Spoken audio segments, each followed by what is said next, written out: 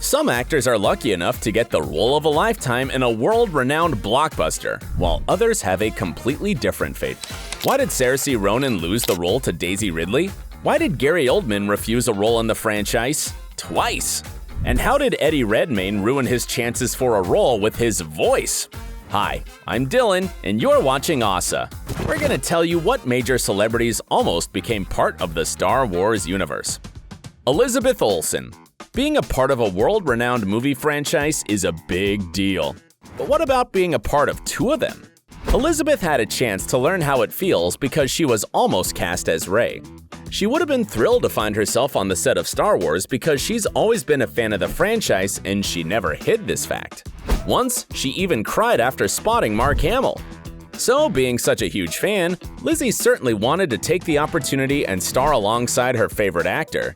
But by the time she was offered to audition, Olsen had already signed a contract with Marvel Studios, and the filming dates for The Force Awakens coincided with Age of Ultron.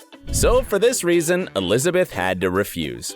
I mean, it's great to be a part of two huge franchises and get so much money and fame from both of them, especially if one of them is your favorite movie ever, but it's clearly impossible to be in two different places at the same time. Sam Witwer. It's no wonder that this actor is also a Star Wars fan. After all, he took part in so many projects of the franchise and the animated versions. To name only a few of his roles, Witwer voiced Darth Maul in Solo, A Star Wars Story, Star Wars The Clone Wars, and Star Wars Rebels. So he was probably excited when he got a chance to also join the franchise in a live-action movie. Sam was offered to audition for a role in The Force Awakens, and, as he was getting ready, Lawrence Kasdan and JJ Abrams took over the movie script and changed it. Clearly disappointed, Witwer commented in an interview, "I was about to, but the parameters of that role changed. I did not go in, so I can tell you I did not go in." Yeah, that's a bummer. Well, at least he's still a part of the franchise as a voiceover actor, which is a big deal too.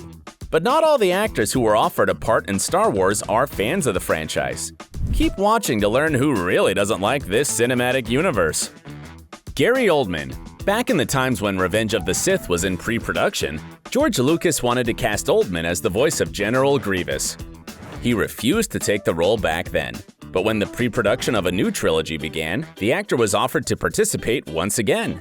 As Oldman revealed to Sky Movies, he received a call and discussed his potential role in The Force Awakens. However, that time he wasn't too excited about this fact.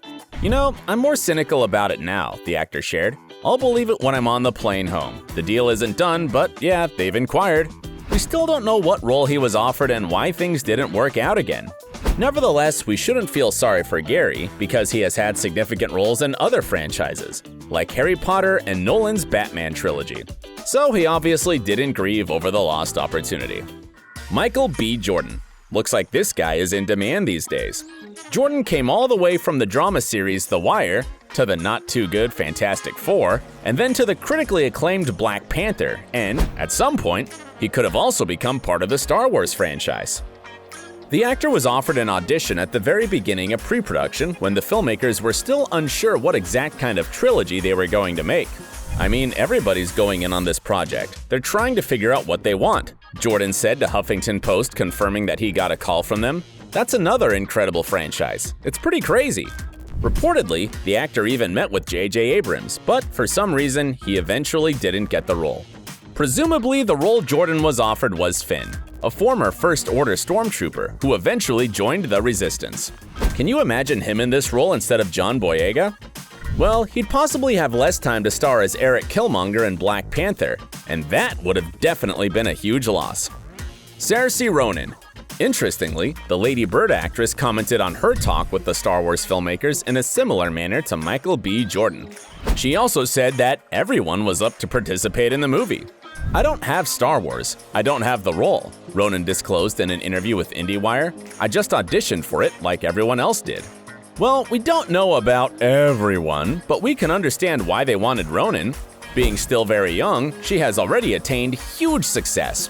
She even has 3 Oscar nominations. But eventually, the filmmakers decided to work with the less titular Daisy Ridley. However, wanting to cast a new face probably wasn't the only reason. Reportedly, Ronan lost the role simply because she was too quick to reveal that she auditioned for it, and thus broke Lucasfilm's non-disclosure agreement. In the same interview with IndieWire, the actress confessed, "I just shouldn't have said anything." Ugh, that must have been disappointing for her to lose a role to such a silly reason. But we can understand Saoirse, it must have been hard to keep it a secret. Jesse Plemons. This guy isn't a household name yet, but the best is yet to come for him. After all, he's a great actor, and he even got to work with Martin Scorsese in The Irishman this year. And he was also awesome in Breaking Bad and the Black Mirror episode USS Callister. Seeing the immense potential in Plemons, it's no wonder why filmmakers offered him the chance to try for a role in The Force Awakens. However, Jesse wasn't too excited about becoming part of the franchise. He instantly felt that the role wasn't the best fit for him. "The thing is, I was never a huge Star Wars fan," Plemons disclosed to Vulture. "I watched them, but not religiously like a lot of people do." Besides, the actor also confessed that he didn't like the secrecy around the movie and the fact that he was only given a couple of pages instead of a full script.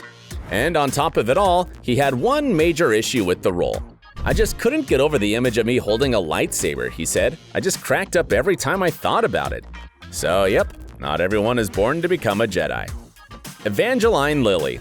Right after a new Star Wars trilogy was announced and JJ Abrams was to become the director, we didn't know what to think. Was it going to be a reboot, a sequel, or something else? Being sure that a reboot was the right answer, Evangeline Lilly immediately contacted Abrams, asking him to cast her as Princess Leia.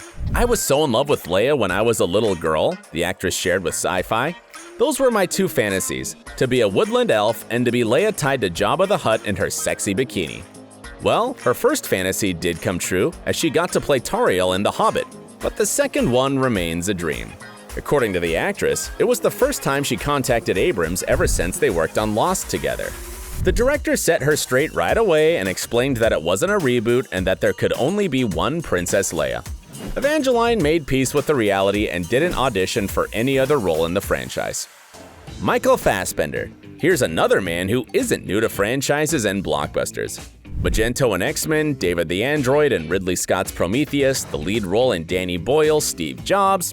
Fassbender has certainly worked with a lot of renowned people, portrayed a huge number of roles, and even received many awards and nominations for his work. So it's no surprise that he was also in talks with JJ Abrams before The Force Awakens. "We, Abrams and I, talked about a role," Fassbender revealed on MTV's Josh Horowitz Happy, Sad, Confused podcast. "We had a conversation. I'm pretty sure I was busy doing something else in the summer he was kickstarting that." Fassbender never revealed what role he was offered to play, but many fans assumed that it could have been the series antagonist Kylo Ren. On the other hand, Michael seems to be a bit too old for that part, so another suggestion is that he was to play Resistance pilot Poe Dameron. What do you think about him playing either of these characters? Eddie Redmayne. In this case, we know for sure that Eddie auditioned for the role of Kylo Ren that eventually went to Adam Driver. The star of Fantastic Beasts disclosed a few details from his audition in one of his interviews. He explained that in high-profile movies like Star Wars, they never give you an actual scene to audition. Instead, they just offer you a random scene from somewhere else. "So they give you a scene from Pride and Prejudice," Redmayne explained, "but then they tell you you're auditioning for the baddie. If you're me, you then put some ridiculous voice on. The funniest thing is, he got like 10 tries, which means that he used 10 different weird voices, but none of them was impressive enough for the casting director." Well, if you remember how Eddie changed his tone in Jupiter Ascending, you can imagine what kinds of voices he showed off, and you may understand why he wasn't chosen for the role. Joaquin Phoenix. Have you noticed that this actor rarely takes on mass market roles?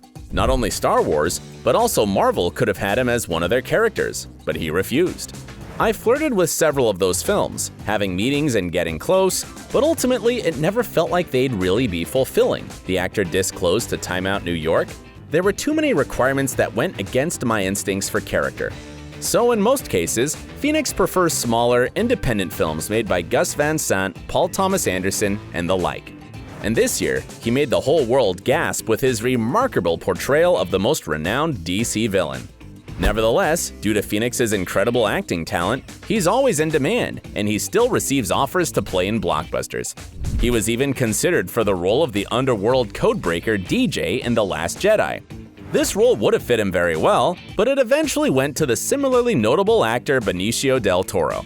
Do you think that any of these actors would have been a better fit for Star Wars? Or are you satisfied with the choice the filmmakers made? Share in the comments, don't forget to subscribe to our channel, and stay awesome! Thanks for watching!